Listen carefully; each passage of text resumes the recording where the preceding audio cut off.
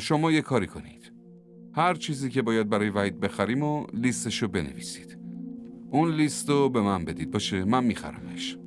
باشه، لیستشو می‌نویسم. حقوق مریمو ریختن به حسابم.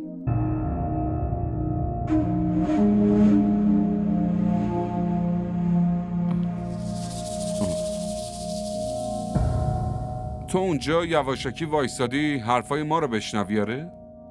نه، همین الان اومدم. بیا تو ببینم. میخوام حرف مهمی بهت بزنم.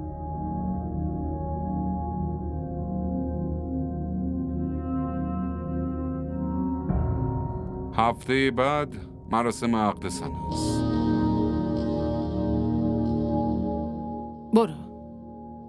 برو تو اتاقت استراحت کن.